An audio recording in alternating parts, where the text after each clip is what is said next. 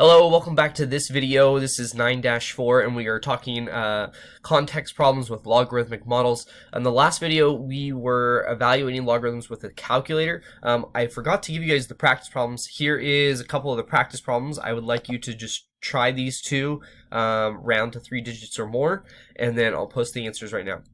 Okay, so I'll assume you have tried these. Here is the solutions.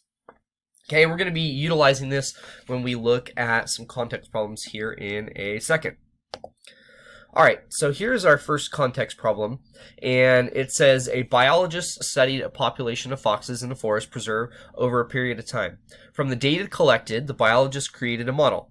T equals 8.85 natural logarithm of p divided by 62 to predict the amount of time in years it will take for the population of foxes to reach a certain number. So we're asked, describe the domain and the range of the function and include restrictions. So what I'm going to go ahead and do is I'm going to go back through and I'm going to kind of annotate the context to help me kind of understand what's going on. So we're given a function, and this is always important, right, in math. So here's our function, and we're told that the model is t equals 8.85 times the natural log of p over 62. So it's important to note, right, that p here, this is your independent variable, which means that this will be your domain. Okay, now what is p? Well, p, actually I'm going to write domain here. P is the population. Population of what? It's the fox population. Okay, so there's our domain, and I can write that here. So I'll write domain is the population of foxes. Okay, and they want us to also include restrictions. We'll talk about that in a second. I want to go ahead and go back to our context, and I want to talk about the range. So in our model here, t is our output. Well, this is our dependent variable. Dependent variable with the e. Okay, that means that this is going to be our range. This is our output. Okay, and what does t stand for? Well, this is used to predict the amount of time in years. Okay, so our range is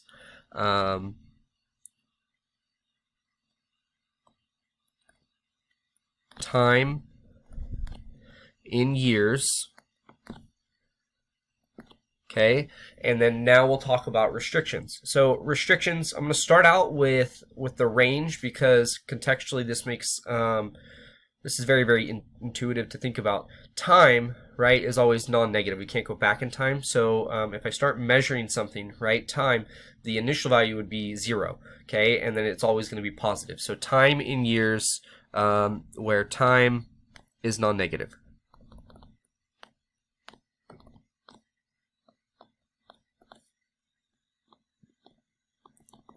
Okay, now domain, the restrictions is a little bit more tricky to think about.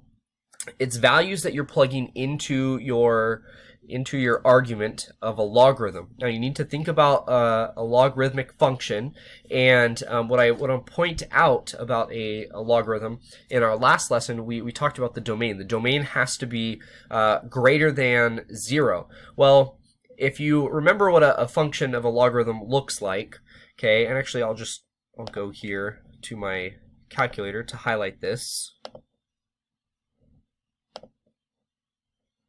Go to graphs. I'll just punch in the natural log of x. Okay, so you think about this. So domain must be, or the argument must be greater than or 0, but the outputs are 0 at this value of 1. So my argument must be 1, right, in order to get time that is non-negative, right, or 0 or greater. So I want my argument to be equal to 1. Okay, so we have to think about this. What value of p will produce an argument of 1? Well, that's got to be 62, right? 62 over 62 is 1. Now, if my numerator increases, right, that will still give me values bigger than 1, okay, which is what I want. I want my argument, right, here, I want all these values to be bigger than 1. So I'm going to say population of foxes where the population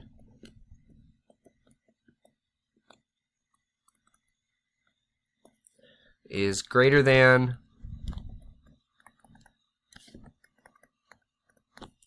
or equal to 62. Okay, and if you think about this too, I mean, we can go ahead and kind of test this. You can test values if you're unsure. Like if I went to my calculator here and I punched in 8.85 times the natural log of, I don't know, let's say 30 foxes divided by 62. Okay, and notice how I get a negative time. That would be negative 6 years, okay? So, again, if we go ahead and alter this, I can try something like 70. Okay, and I get 1 year. So it'll take about 1 year to get the population to 70. Okay, so part B, it says estimate how long will it take in years and months for the fox population to reach 1,000. Okay, so I want the fox population to be 1,000. Well, that tells me that P is equal to 1,000. Okay, and we want to solve for time. Okay, in years and months. So I know T, which is equal to 8.85 times the natural log of P, which in this case is 1,000, divided by 62. Okay, and this is going to give us T is equal to, so let's go ahead and plug this in. So here's my function, and I'm going to make my input 1,000. I want the population of the foxes to be 1,000. 24.6085. So 24. Oh, that's a terrible approximate. T is approximately 24 point, now I forgot, 6085. Okay, so note that this is 24 years. So 24 years, this is years, and this is also years. Okay, but I want this portion to be months. So what I'm going to go ahead and do is I'm going to subtract 24, and I'm just going to convert, right? So I'm going to take 0.6085, and I'm going to multiply, did I say 24? I felt like I just said 24, by 12 months. I want this to be 12 months, okay, divided by 1 year, right? This is conversion. Okay, so not there. Here we go. Okay, so I'm gonna have 0.6085 times 12. And we get about 7.302. So that's 7 months. Okay. Whoa. All right, so let's go ahead and write our conclusion. So we can say the fox population will reach 1,000 after about 24 years and 7.302 months.